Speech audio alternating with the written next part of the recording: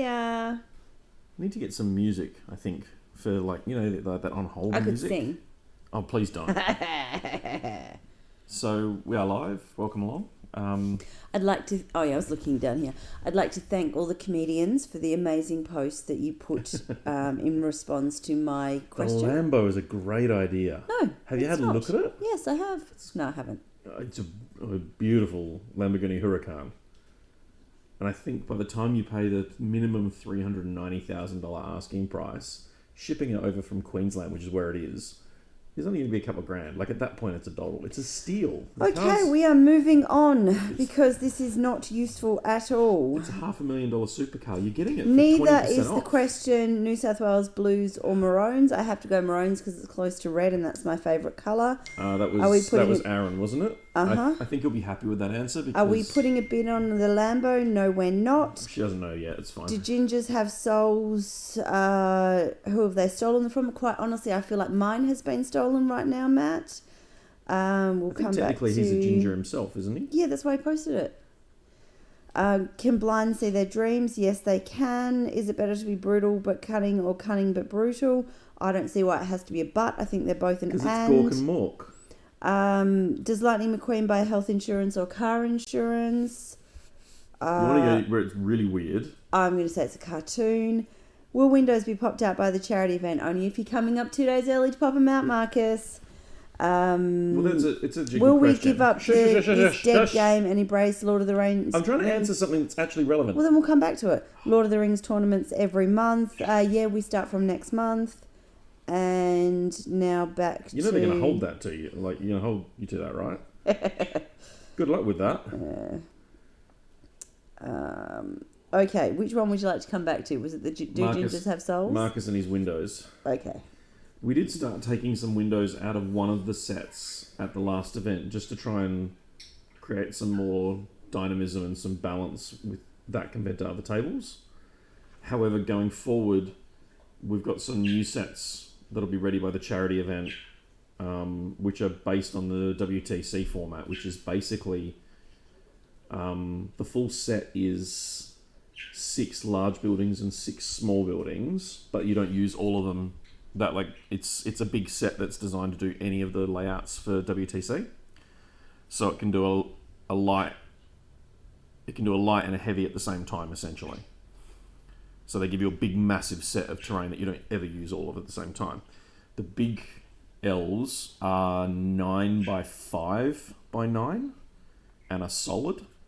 And we've actually had some of those from Amazing Forge for a couple of events now.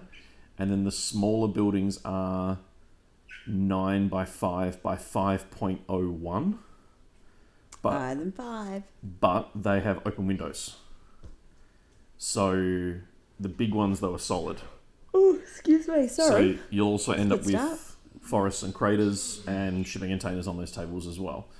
So the Weyland-Yutani sets will be adopted to make them more comparable to those sets and more in line with what the OTP ones are, so that there's a mix of open and closed buildings. Windows even? No, open and closed buildings. What does a closed building look like? Solid walls. Yeah, well, a closed building to me is a solid building. And hopefully this will give us an opportunity with the charity event to try out a couple of the layouts for WATC in September. So we'll probably be having some sample light, medium and heavy tables, some layouts shortly for you guys to try out at home with measurements and all the other bits and pieces. So yeah, that's coming shortly. Awesome. So now we're getting to some actual questions. We've got some comments there. A real man puts a Ferrari 911 engine into a perfectly conveniently sized old style VW Beetle. Or John, you do what another crazy person in Perth did, which was take an RB26 DETT out of a Skyline and plug it into a Datsun 120Y. You know we're a gaming channel, right? I'm relating to our audience. Don't. Aaron says it turns out New South Wales Blues was the correct answer, by the way. I know he was a Queensland supporter. From the photos, I vaguely remember him seeing him and his son in Queensland maroon. So... Okay, so actual serious question. How do you introduce yourself as a noob at the table? Specifically, I know gaming, been doing it for about 30 years or so, however, really not up with the current 40k. Like, do I just say I'm new, been away for a long while, provide pre-score-up apology beverage beforehand, which admittedly might also probably help my chances of not getting completely schooled? I don't think there's any harm in saying, hey guys... This is my first event back I in a while. I haven't played tournaments in a decade. I don't think it's been a decade.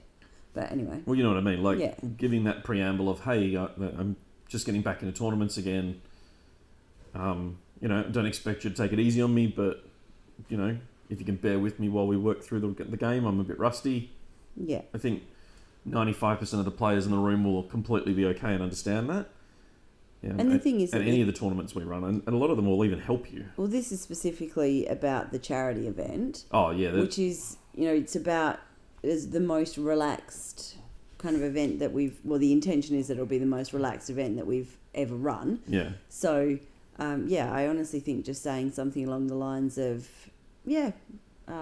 first event back in quite some time, didn't play at all for 8th edition. This is my first, this might only be my 7th game of 9th Ed, and here I am, or it might be my 2nd game of 9th Ed.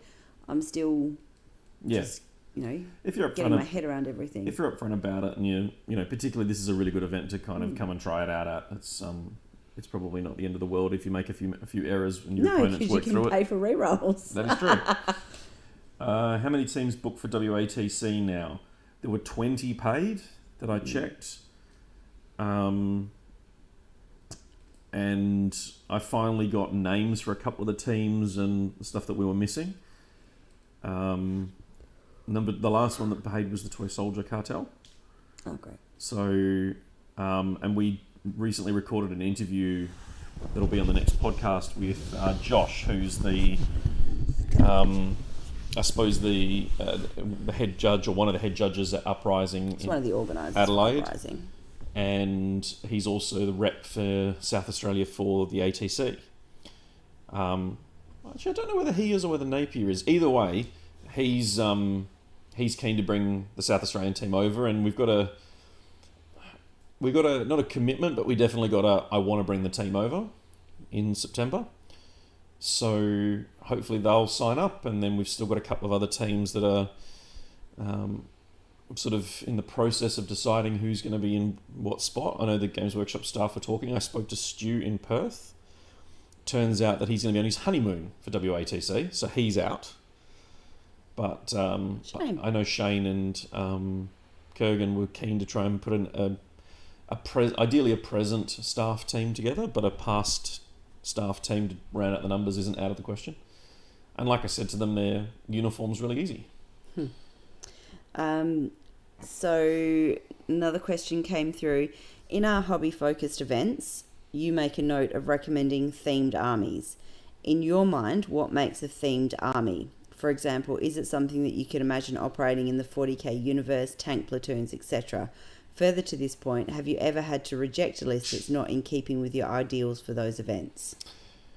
So yeah, I would be saying to you, if you've read about it either in the codex or in a novel, you're talking about stuff that it's basically just not min-maxing and power gaming and trying to squeeze the efficiency out of it. Like, so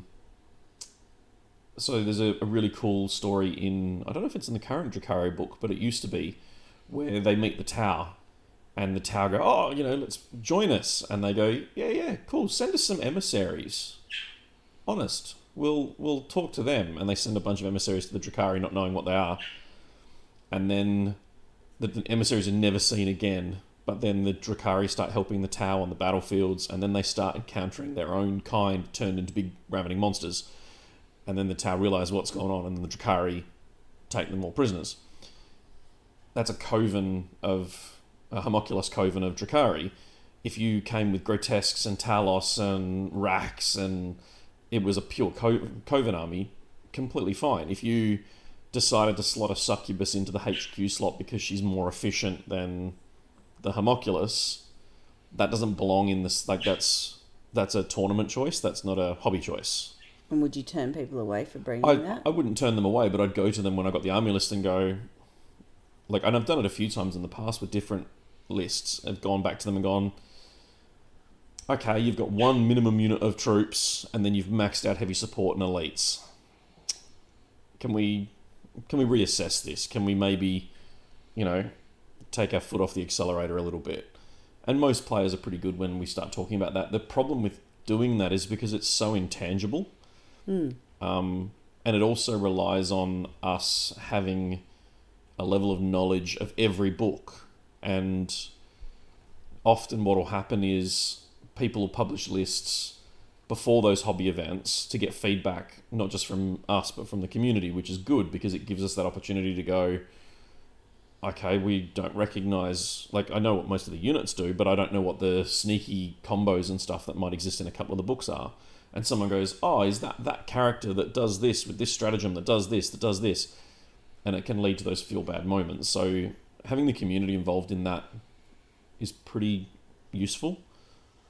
But at the same time, most players tend to self-police pretty well. So with the recent podcast, the reason I don't call over a TO to a game is because I'm not as experienced as most players, and I assume they've read the books more than I'm. And if I'm not sure where the rule is from, I believe it's from another book. I don't know how to feel about that. I can totally understand it. I can totally understand feeling like you're not out of your depth, but feeling as though you're in that position where the person who you're playing against has more information, has more knowledge, has a level of authority. That's it. Yeah. And so there is that power imbalance that goes with it. And so I can understand just going, okay, well, that person must know better. Know, yeah. And I just would encourage you I would encourage everybody to say, okay, can you show me where you can see that in the book? Or where does it say that? Even the best players have mistakes in their lists. And, we saw in America, Sean Naden had a list that he submitted and then had to disqualify himself because he'd missed something. Battlescribe had allowed it, which is another reason I hate Battlescribe for tournaments. And he ended up DQing himself because his list was actually illegal, but it hadn't been raised. And similarly, the Atlanta City Open that's happening, it might be this weekend. It's very, very shortly. And how many people, did you say it was Sean Naden? Yeah. So how many people go, oh, well, it's Sean Naden. He knows what he's talking about. Well, that's it. The list got posted in another group I'm part of, and I commented and then sent a message to Sean and went, can you do that? Because this is my query. And he went, oh my God, like, yeah, okay. And well, no, the answer was no, you can't. Well, no, he missed it as well. Yeah. And the best players miss things. And it's no slight on Sean because he's an excellent general, but it's also how we learn. Yeah. So, I wouldn't want somebody going, like, for every single dice roll, where does it say that in the book? Where does it say that in the book? Where does it say that in the book? But for things that are, a little bit left of field, or things that are a little bit obscure, or things that don't feel right, and what feels right and what feels like that's a little bit jaggy. I played a game, and there are jaggy things in Absolutely. I played a game against Earl at the coach tournament with his Adeptus Mechanicus, and I'm not au fait on all the old AdMech rules. I've got the new codex, and I've done some reading to try and bring up my level of knowledge, but ultimately you learn a lot of it while you're playing. And Earl was going, hit on 2s, reroll 1s, explode on 5, And while Earl knows what he's doing, I still stopped him and went, hang on, walk me through that. Where does the explodes on 6s rule come from? Why are you getting +1 to that? Where does the rerolls come from? Oh, it's from this aura. Okay, well... And we stepped it through the first time he did it. And then after that, I went, okay. And then when but we got to the meat of the game and there were characters involved, and I went, okay, which is the one that's reroll 1s? Oh, it's this character. Which is the one that's giving exploding 6s? Okay, that's the one that needs to die. And you can even use that as part of your mid-game strategy as you kind of get used to knowing where all those things are coming from. The official app isn't much better. No, look, they've just done a big update and all the errors that were coming in the Drukhari lists aren't coming through anymore, and the totals are working out properly, so that's a good step for them. So I think, I mean, we had another one. The what I was about to say is the Atlanta City Open have just released a statement saying that basically every Drakari list that was submitted has to be reviewed because there's a rule that we were talking about it privately in another group that was then highlighted and brought to the attention, and came out that if you want the I'll use the ones I can actually name. If you want the Vexator Mask from Prophets of the Flesh Coven, which is their unique relic, the only way you can access those unique relics is by having them as your warlord.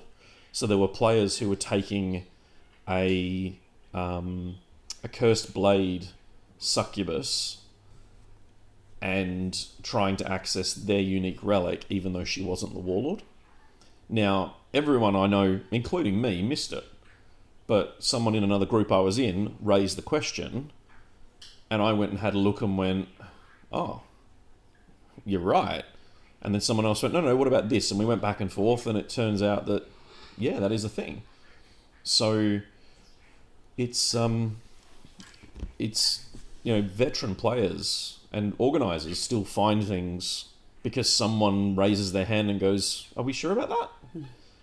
It's just the nature of the way it is. It's so complicated. And that goes for any game system. I'm sure that the same sort of interactions will happen in Bolt Action, and then will happen in Age of Sigmar, and they'll happen in every game system where unless someone goes, are we sure that's the way it works, then it will be, we've always played it that way, so it's fine.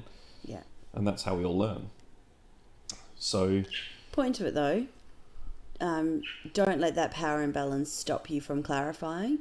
Because when we do clarify, it gives us the opportunity to actually make sure we are playing the way the rules are written, and not, well, this is the way that this person's always played because that's the way that he was taught with the way that he's, and that kind of thing. So this is an interesting comment from the same person. It's not my right to question someone who knows so much more.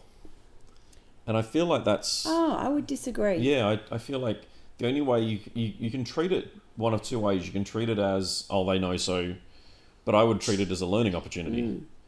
Because, and I do it all the time with my games if I'm not familiar with what's going on. Also, I can't cite the research, but there's a whole heap of research that basically says that men will overestimate their skills and capabilities by at least 30%, and women will underestimate their skills and capabilities by at least 30%. So if you're standing at a table against somebody who's so much more experienced than you, it's kind of that social media effect. Are they actually that much more experienced than you? Are they actually as good as they're telling you that they are? Or are they just really good at selling themselves? And are they really good at putting that social media filter on and presenting the best version of themselves that, I've been playing for, for example, the poster that I read out before that said, I've been gaming for 30 years. If somebody comes to the table and goes, I've been gaming for 30 years, I know what I'm doing, I've, got all of this experience, this is the army that I've been playing orcs for at least the last 20 years.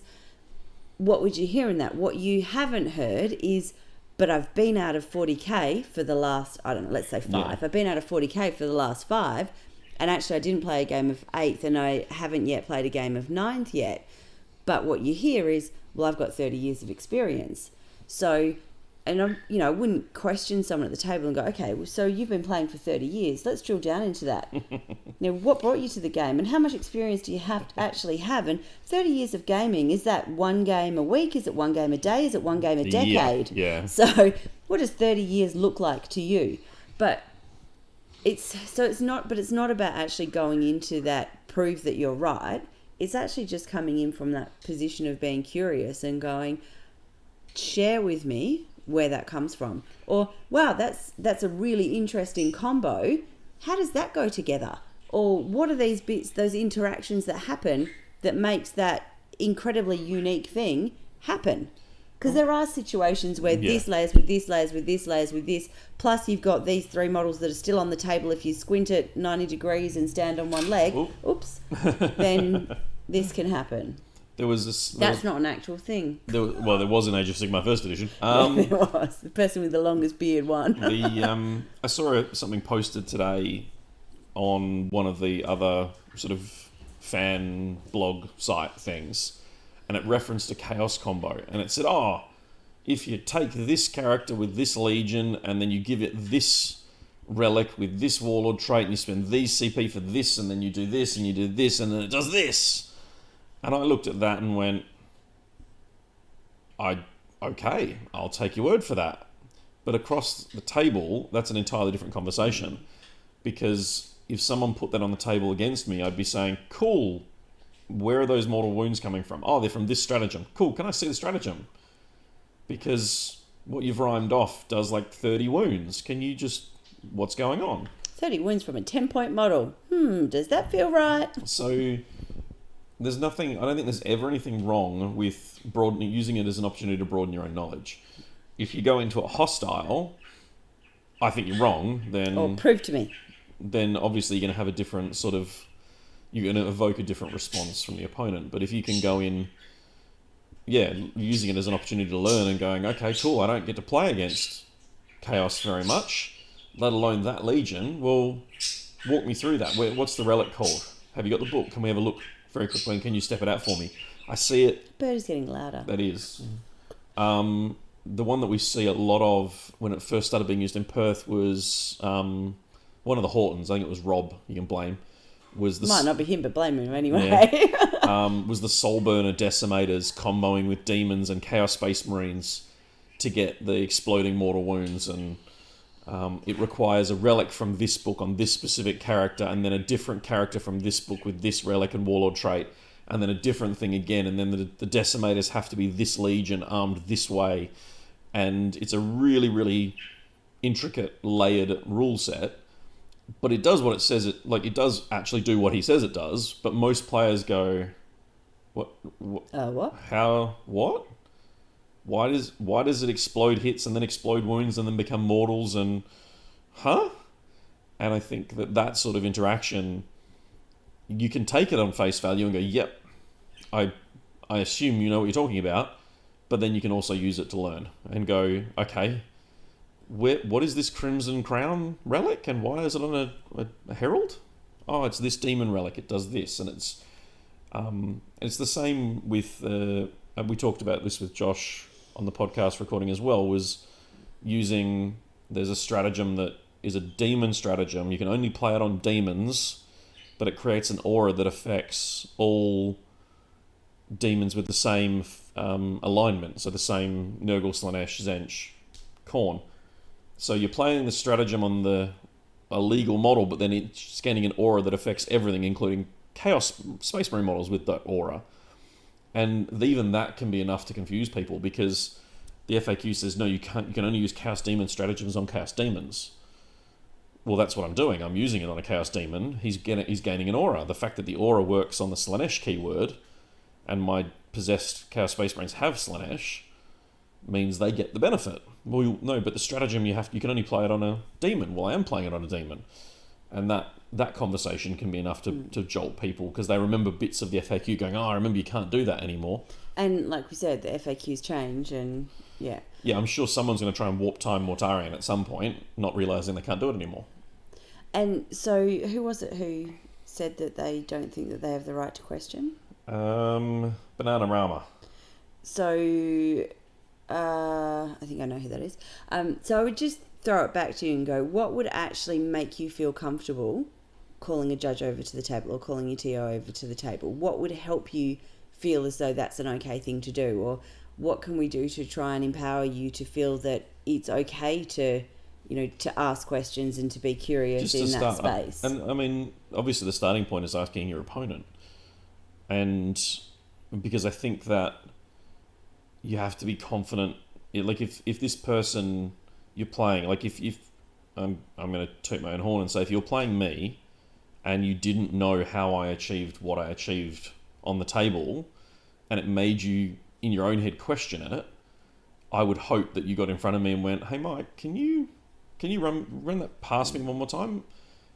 We had it happen a lot with Competitive Edge and Razor Flails pre-FAQ.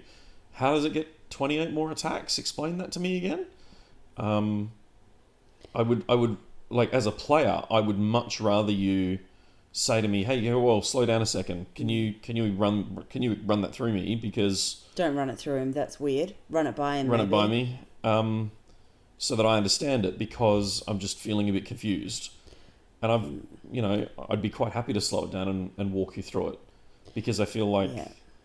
if I'm not giving you the information you need to process the game, we're meant to be working together to have a fun game. And if you're not having that, then Yeah, and I said in the latest podcast episode that, as a TO, it's quite frustrating to hear from players 2, 3, 5, 7 days later that they feel as though somebody cheated or somebody wasn't necessarily adhering to the rules as strictly as perhaps they should. And so it leaves the player who feels like their opponent wasn't doing the right thing. It leaves them feeling like tainting basically the entire event. And then it's frustrating for us because we think, well, we can't fix that now. No. All we can do is then go back and try and work out what's happened with no concrete evidence and that kind of thing. But even if we come back to the player and we say, no, actually, if you look at this particular page or this particular thing, what they've done is actually okay. You've had 3, 5, 7, 10, whatever it is, feeling like the event has not gone very well because somebody hasn't done the right thing. And it's really hard to undo that.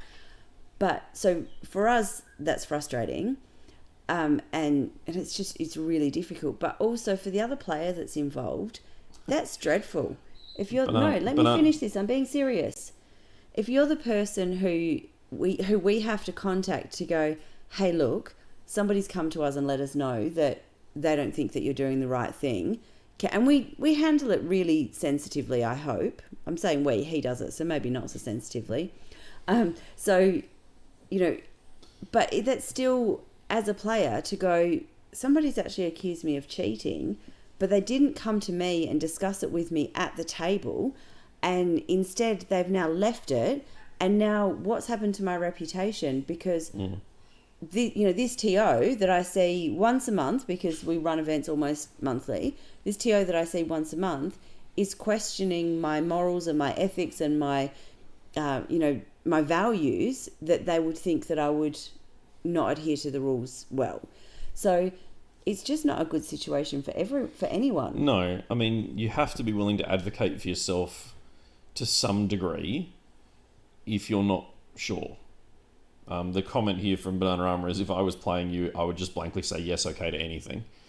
Which... That's not helpful. No. And I feel as though perhaps you've missed the message that we're trying to share. Some of the best games that I've played have been, again, I remember playing a guy called Jason at a TSC event with my Harlequins. And I've known Jason a while now, but we've never played a game of 40k. And we got to the table, hey, going, that usual catch up, because we do know each other sort of through the gaming community at large. And he said, what are you playing? I said, Harlequins. And he went, oh. I said, what's up? He said, I've never played them before. I have no idea what they do. Can you help me In here? that case, they just auto-win. I said, yeah, sure, let's go through it all. Do you know any of the army rules? No. Okay. And we spent probably the first 10 minutes of that round. They get to advance and charge. They can move through terrain. They can do this. They can do that. There are 3 different combat weapons. These, this is a model with a Caress. This is a model with a Harlequin's Kiss. This is the Troop Master. This is the Shadowseer. Blah, blah, blah, blah, blah, blah, blah. Are there any stratagems I need to look out for? Yeah, these are the ones I commonly use. This, and this. There are a couple of other ones. The typical Eldar ones, -1 to hit, and blah, blah, blah. And then he went, okay, cool. Let's get the game underway. So I gave him every possible chance to ask as many questions as he liked. But at the same time, we wouldn't expect someone in a competitive event to go, this is everything that my army does, and here's how you can beat me. No, I was being honest and explaining what was the profile on that. Okay, the hit on 2s, this strength, this AP, this is how far they move, this is the stratagems that I can employ on them. And we got the game underway, and all the way through the game, up until about the end of turn 2, he was still asking questions periodically. Hey, how many CP was that for you to advance auto 6? Oh, it's 1 CP. Oh, okay, cool. How did you do this? How did you do that? What's the saving throw on that guy? I forget. What's this? What's that? By the end of the game, that had all gone away. But I really appreciated the fact that he had no knowledge of what was going to happen, but he was confident enough to go, I'm just going to ask Mike all the questions, and I'm going to constantly ask questions all through the game. And it wasn't because he didn't trust me. Love it. I like to think, because I know Jason, it wasn't because he didn't trust me. It was because he wasn't familiar with the army and he wanted to learn. I actually think that one of the reasons that he feels comfortable asking those questions is because he does trust you. Mm. You know, and so it's that safe space at the table to be able to, to be able to ask questions and to be able to show vulnerability and go, you know what, actually, I've never played against this army before. And for some people, they wouldn't want to admit that, because does that give your opponent a competitive edge because they know that you're new to that particular army and you might be able to get some of the jaggy things about that army past them or something like that, and they don't want to admit to being new. I certainly feel like in that game with Jason, I definitely had an edge there just by the nature of his own lack of knowledge. In the 30 years you've been playing compared to the 3 that he's been playing. Some of that, yeah. But he has a gorgeous looking Raven Guard army, by the way. But well, he's got you peeped for painting, that's for sure. It was a really good looking army. So when we played, though, he didn't ever ask me to pull punches or anything like that. He expected me to play like I do at any other tournament, but he wasn't afraid to interrupt and go, hey, how many attacks does that have? How many dice have you? Oh, I've got 9 guys here. They're 5 attacks each on the charge. This many dice are with this weapon, and then I'll be rolling it again for this weapon, and then I'll be doing half for this weapon. And, it's moved 22 inches, so now it's going to charge another 2d6, and I'm going to re-roll that because of this rule, and so on. So having all of that conversation, and we've said it before, Emma hates when I play because I do verbalise just about everything in terms of how I play. In fairness, he verbalises just about everything through every aspect of life. Not always. We're going to move on to any comments that are there. The comment coming in from that is, because I feel like I'm taking away from your game, if I have to stop your type of playing, stop your hype of playing out this combo and ruin the moment. I think if someone's going, oh cool, I'm going to hit on da-da-da-da-da-da, there's no harm in, while they're rolling dice, going, cool, what's that how does that stratagem work? Can you, you don't need to stop the flow of the game to sort of ask those questions and expand your own pool of knowledge. One of Earl's Exploding Sixes rule was a Warlord trait from memory. I think it was. And he said, oh, how did you get the Exploding Sixes? Oh, it's from a Mars Warlord trait. Oh, okay, cool. Is that in the core book or is that in Engine War? No, it's from, I think it was Engine War. I may be wrong. There's a lot of rules in the AdMech, in the old version. Oh, okay, cool. No worries, man. And he rolled the whole thing out. When he'd finished, I went, oh, can I have a quick look at that Warlord trait, please? I just like to, for my own sort of database. Okay, cool, no worries. Here's the book. Here's the Warlord trait. Yep, no worries. And you can, at that point, because they've just finished resolving that set of effects, you're still at a moment in time where you can go, hang on, man, this says unmodified 6s, but you were exploding on 5s because you had a +1 to wound, but this says unmodified, so you can't, all those 5s that exploded don't work. So now we have to redo that because you're still at a moment in time you can fix it. Nothing's changed. You haven't moved beyond that. Yeah. And I think it's just a matter of, and it is a confidence issue. You have to be willing to advocate for yourself and be, approach it in a way that's not going to result in the sort of the adversarial scenario when you bring these sorts of things up. But most players are more than happy if you're at the particularly in WA, if you're at the table and someone's got some cool combo they've just pulled off on you, they are more than happy to share exactly how that happened. Yeah, often quite smugly. Yeah, and that's good for you because even if you cursory glance at it and go, yep, that all checks out, cool, let's keep going. When you get home that night or the next day or whenever you can, in your brain, you can go, man, that combo was awesome. It's an army I was thinking about playing. I'm going to go and... Or I want to make sure that I know what that is. So for the next event, if I'm up against it, I'm ready for that. Yeah. So I definitely think that advocating that you ask and...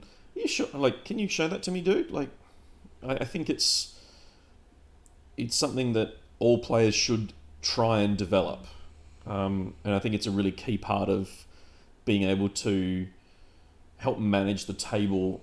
And it's certainly if you're flying somewhere where you don't know the players, if you're going to LVO or Adepticon or London or any of those other major spots around the world in future years, even if you're going to the East Coast, if you're going to come to Uprising in Adelaide, you're still going against players that you've never met before that you're likely to never see again after that tournament, unless you're going to continue that travelling experience, and they are as well.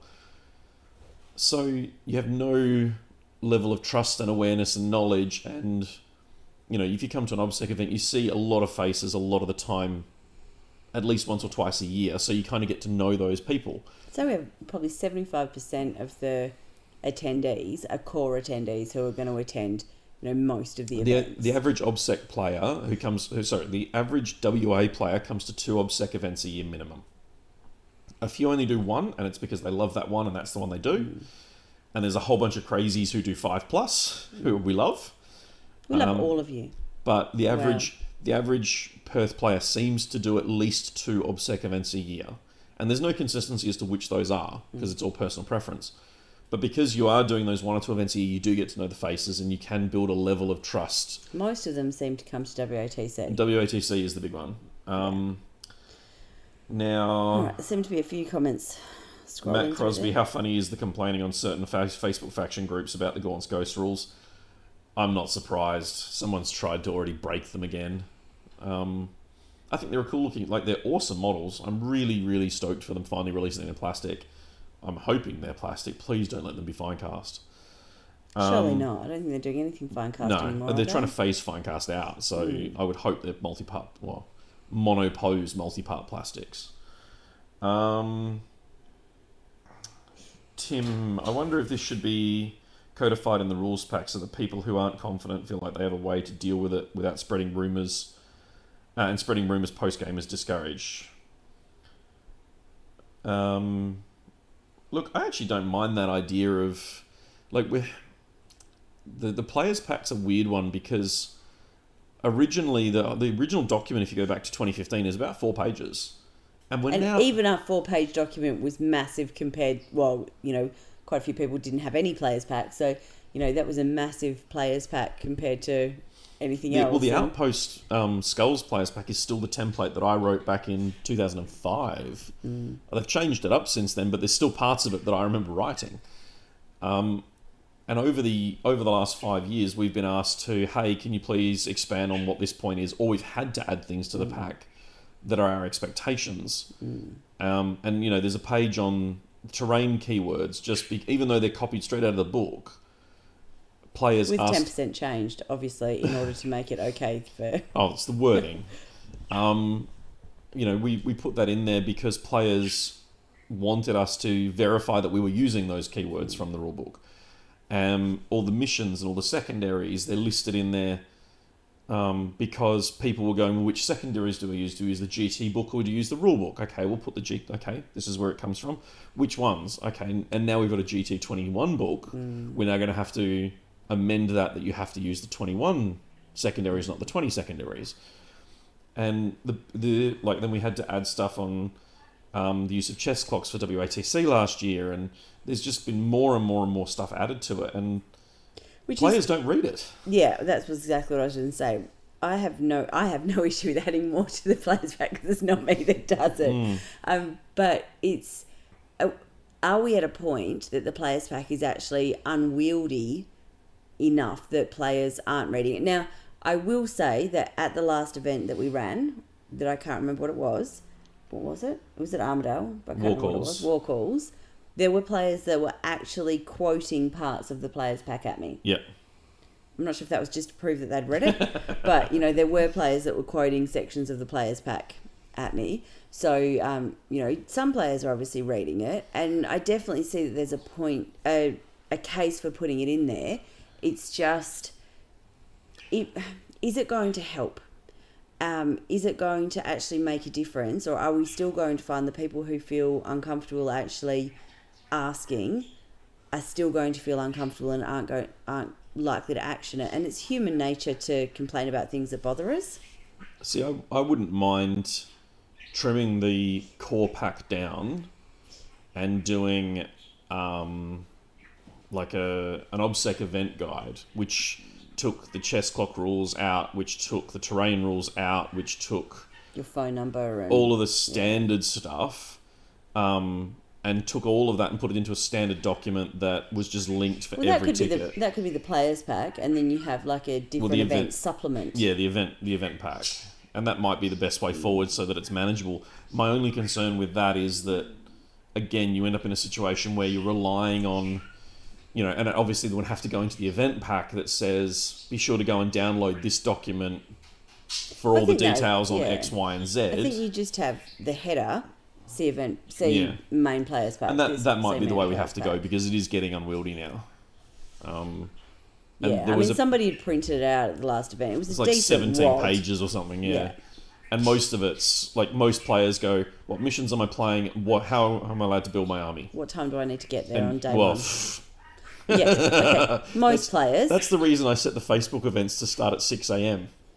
Yeah, but then people think, well, surely it doesn't start at 6 a.m. I'll rock up at 9.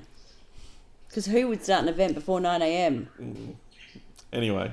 Why do we start an event before 9 a.m? Surely because we want to be out of there by 9 p.m, not midnight. Surely if we just pushed it back an hour. All right, we'll talk about that later. Dan Norrish, what am I bringing to Exterminatus? I've still got to make sure I can go, because that's the first weekend in July, I think. I think it's the 3rd of July. Yeah, the 3rd. Because Emma's calendar is mad. It's currently available. Available. Maybe I'll lock that in now with all of you here. So I picked up some. I'm not going to tell you, Dan. It'll be Drukhari, but it won't be my Cabal Drukhari. It'll be something new. I've actually been building part of it today while I've been editing the next podcast. So, if I'm now crossing my fingers as to with the rest of it, it'll actually be here in time, because I bought some of it secondhand, and there's a couple of things I'm now waiting for Games Workshop's website, because it's all listed as temporarily unavailable at the moment. So whether I can run exactly what I want or it'll be something else, I'm not sure. But just while you're going through those, our next podcast, as Mike said, we did actually record Monday night, I believe. Yeah. Yep, Monday night, which was Josh, who's speaking about Uprising and talking about how that originated and how he thinks it's going to go, potentially going against CanCon and those kinds of questions that people asked. Still got to record the intro and outro, and I'm hoping that tomorrow we'll have time to record the next Patrons podcast. Yep. And we're going to go through the 2020 and 2021 GT book. Yep. Compare and contrast and find out exactly where those changes are. Well, I was going to say, was it $70? Yeah. Well, that $70 bought you? Was it actually just that one page? Yeah, I'm dubious as to whether there's going to be more than 2 A5 pages worth of changes, but we'll see. So tune in for that exciting episode of Positivity and Rays of Sunshine. I'm already upset I had to spend money on it in the first place, and the fact that I think, as much as we will not advocate for doing this, it will not surprise me when players find those secondaries, print them out, and then glue them into their or slot them into their old 2020 books, because the core missions don't change. If they don't fix the incursion mission, the incursion missions that we ran for First Blood, those measurements are all out. If they don't take the FAQ changes and put them into that, if they've just reproduced them again. Well, we don't know, and that's why we're going through it and we're going to print it. So let's not get upset. Yep. The sky is not falling until it has fallen. We are being excited. There could be positive changes that he just hasn't seen yet. Yep. People complaining about Guard, for shame. Yeah, look, it's a weird one. The Gorn's Coast models are just cool. And the people are whinging about it because if you're more than 18 inches away, you can't target them at all. So people are complaining that it's a 6-model squad of 2 to 4 wound models that can't be targeted, that have an invul save, that are -1 to hit, that are this, that are that. And I went, it's a guard unit. They all want to sit back and shoot. How is this any different to the rest of the army? Anyway. Dan Norrish, come on, it'll be a mirror list for sure. Aaron Thompson, 150 racks or bust. Dan, otherwise give me your Hellions, you won't need them. Tim, Liquefiers and Kronos. No, there's a whole bunch of interesting stuff happening there. No, try again. Or don't. Tim's the closest, but Depends if it arrives, whatever it is that he's ordered. Yeah. I don't know. well, it's not even that I've ordered it. It's that it's all currently setting as temporarily unavailable online. Well, then I think you're going to be out of luck.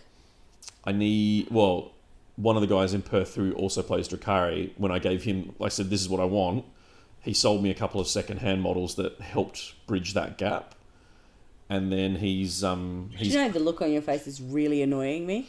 I'm so looking forward to putting it on. It might be absolutely terrible, but I love the idea of putting it on the table.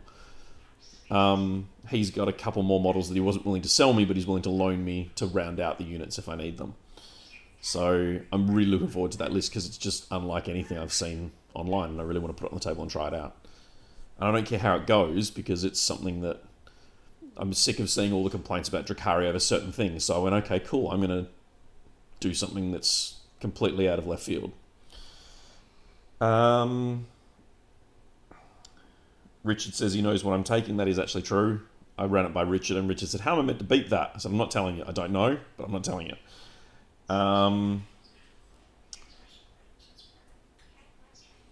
Dan, shut up. Stop asking Richard what I'm taking.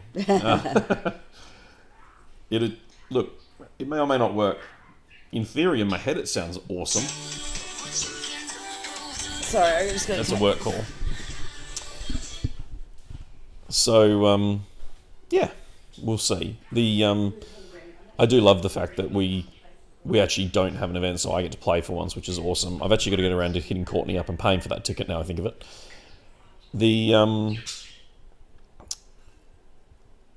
The terrain side of things for WATC is another one I want to talk about very briefly. We mentioned it at the start of the episode. Some of you, I know that the guys in Bunbury have now seen those, the neoprene craters.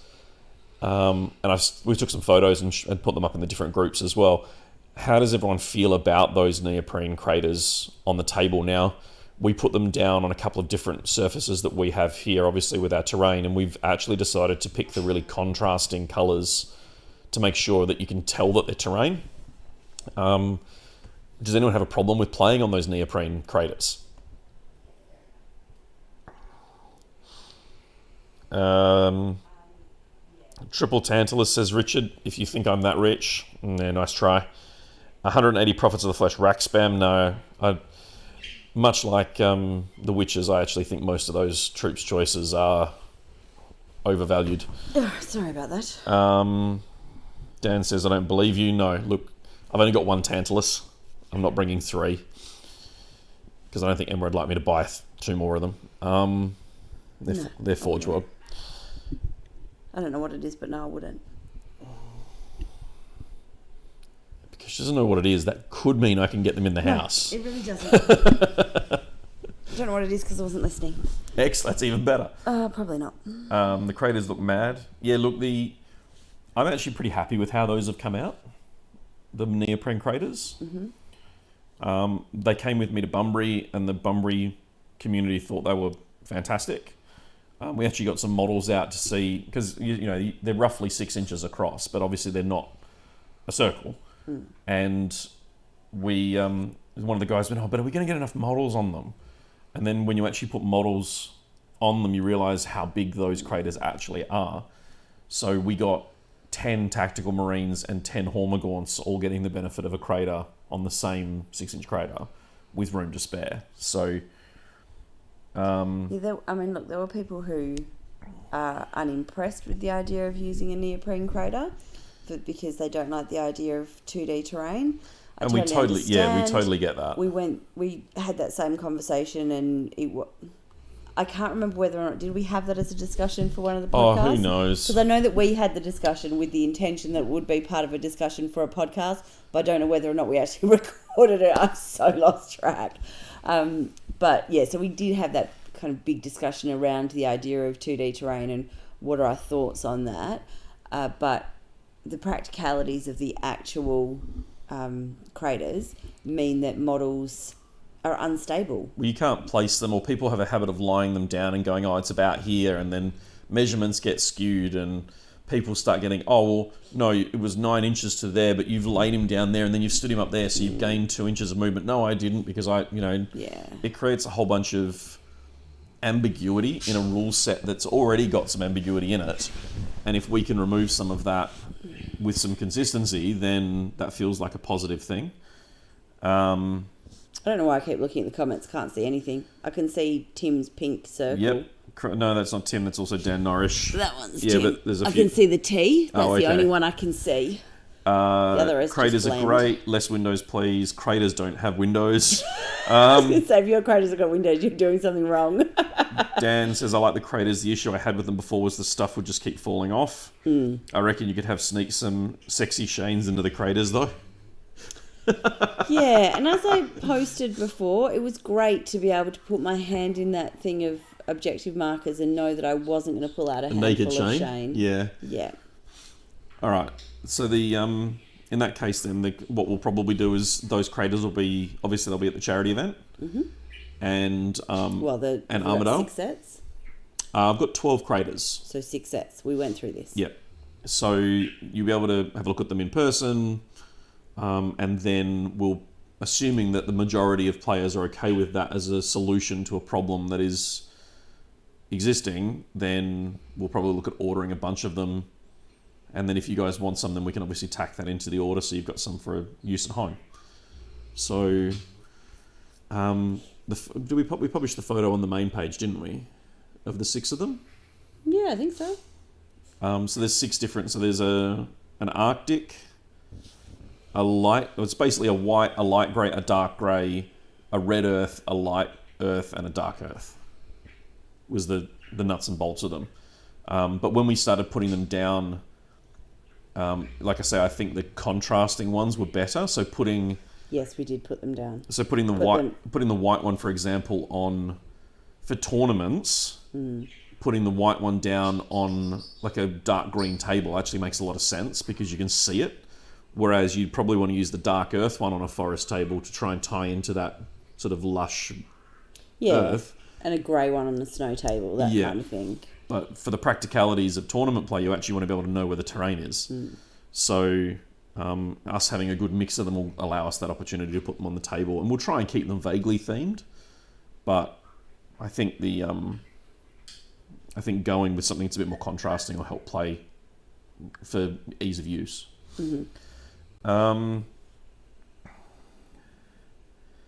Can you do the same for forests, trees on neoprene with 3D trees? No. Sorry. Is the short answer. It's something that I brought up at the coach tournament when I was playing Alan from Toy Soldier Cartel. He had a Scythe Terrajul, and at the very start of the game, my brain went, do I wait and let him deploy and go through this process and then have a moment where I go, no, you can't do that? Or do I do the right thing and say it up front? I told him up front and said, man, just so you're aware, you know that you can't move through that forest with that Herajul, right? And he went, oh, why not? I said, it's breachable, which means that only infantry can move through it freely, which means that in theory, all the forests that are on the tables should have those trees glued on because they're not movable.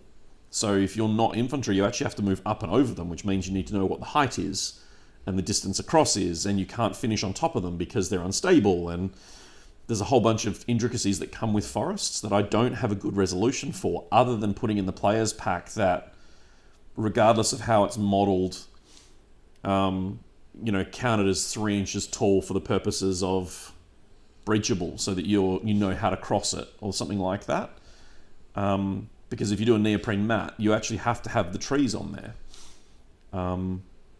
And maybe that is maybe putting something like that in the players pack that clarifies that for consistency is the way around that. But yeah, you're actually meant to have trees on them, and the problem is it doesn't tell you how many trees per base or how many, if your base is X many inches of space, you should have 1 tree per this many inches of space, because obviously if you've got a base They really do need to get a lawyer to write the rules, write this kind of stuff. I just think they need to, there's so much implied understanding, and we're trying to take a game that is walking down the road of a tournament format that's look, it's taken the bypass and it's heading that way, but it's not found the freeway and the fast lane yet. And it Sounds like every trip that we take where you decide to take the fast way. so There's a shortcut, is there? well, no, there's no shortcut here. They're doing it the long way. So I think that That's kind of my point, but anyway. they need to. We don't want to do house rules, but at the same time, that might be the best way to resolve that. So yeah, neoprene forest is the other one that we did talk about, but at the moment, it doesn't feel like that's a sensible resolution. We've got some bases that are the same size as the ones from the World Teams, and we've got a whole bunch of trees sat here. So it might be a case of making a whole bunch of them that are at least the same size. So we'll see. But yeah, the neoprene one, I don't think we're quite there yet for making that work. And I'm kind of reluctant to do it as well. I am as well. The craters I can live with from a practical side of things. The forests, I think if you start going down the road of, okay, well, this forest is X many inches high and X many inches across and that kind of thing, well, then what's to stop you? Why wouldn't you do that with buildings as well? And I know that you can't because, there's all the things of, well, what can you actually see in windows and all of that kind of stuff. But I'd still but think if you've got that, a solid wall, like the big L's, you could literally just put an L-shaped piece of paper down with a line on it that says this is more than 5 inches tall or more than 9 inches, or it's this many inches tall. In theory, you could, and I just don't like where that takes you. No, me neither. I think that, the craters are one thing, but at the moment, I'd prefer to stop at the craters because I don't want to be getting to the point where we're doing that with buildings as well. Yeah. Although, it'd make packing terrain a hell of a lot lighter. Well, that's it. You'd have a We'd be able slip to folder. fit- Yeah, that's it. And look, the craters... Maybe we need to think about it. The craters as they are, like the neoprene's surprisingly heavy. The box that we've got of all the objective markers and the craters was... Yeah, but we could fit WATC's terrain in one box. It'd be heavy. It'd take 3 of us to lift it, but we'd still all fit in one box. Imagine having to store that compared to an entire garage full. That is true. That is very true. How did the deployment map go? It's currently rolled, trying to get some of the creases out of it. I'd actually intended to roll out here on the floor today to try and iron it, and just didn't get there. Yeah, you can't iron it straight on the wooden floor. No. I was going to put a towel down, then put the mat on top of it, then put another towel down, and then crank the heat up on the iron and try and iron it that way.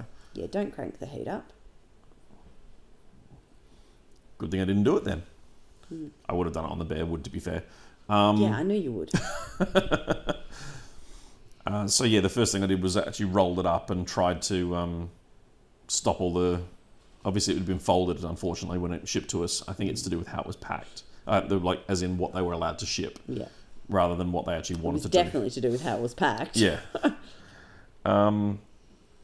Night, Luke. Tim says, I already think that craters are borderline, but the longer I have to balance a model on a crater edge, the quicker my opposition disappears. Fair on the forest, I was meaning that the base is flat and then the trees on top, so you just don't have the wobbly stuff. Yeah, look, I mean, most of our forests that we have at the moment are a separate base with trees. Well, they're not really trees. Well, it's all the alien forests It's from the alien Eldar, forest from the stuff, Eldar yeah. trees and The that sort of trees stuff. that we've got are actually Some of them are. the GW trees with the it's like that weird base with Eldar the 3 runes? holes in it. Oh no, you were talking about the old forests, yeah. Yeah, so that's what I'm saying. Most of our forests they're not actual trees. They're the Eldar weird things. But yeah, We've the got half ones, a dozen of those. yeah, and that's the one that doesn't have a flat base, and it is you kind of trying to get in and wobbly model stuff around the base of those. So the Weyland Yutani stuff is just a rectangle with sort of crossover trees that plug onto it.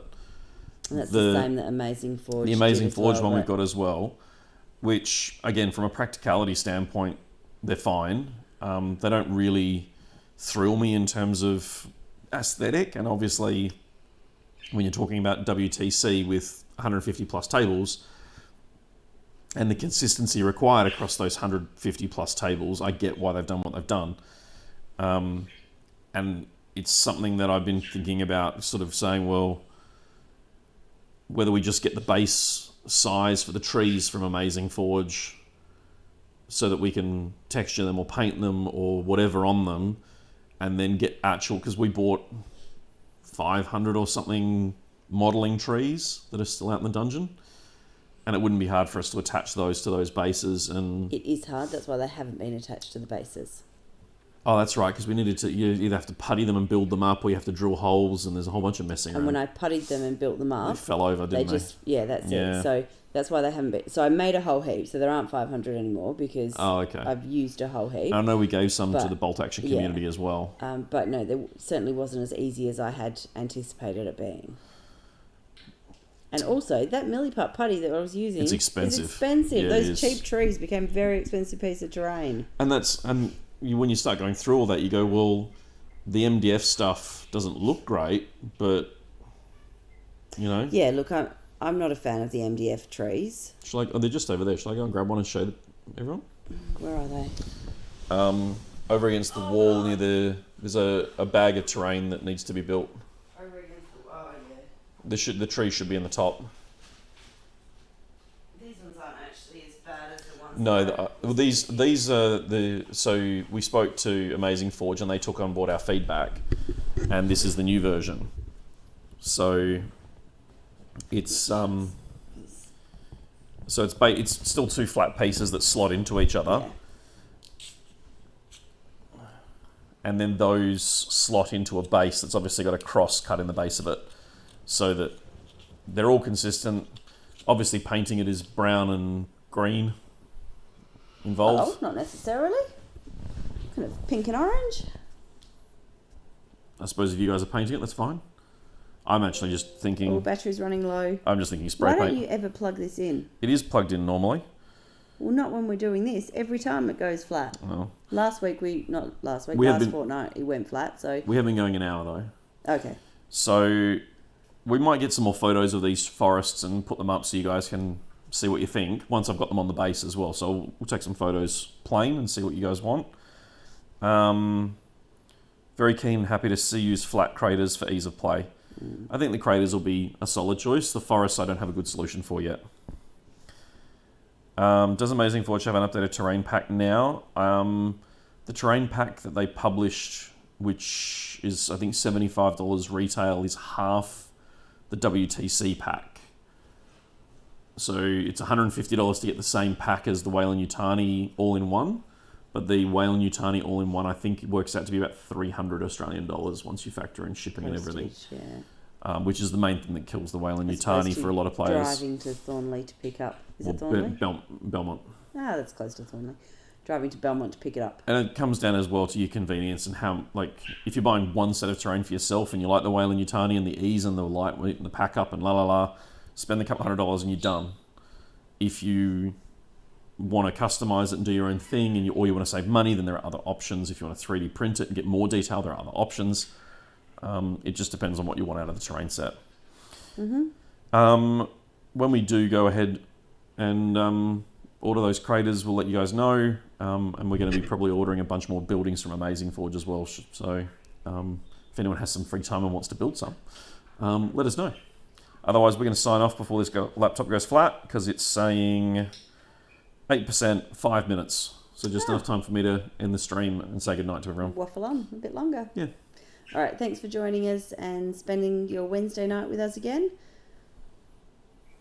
Chat to you next time. See you guys.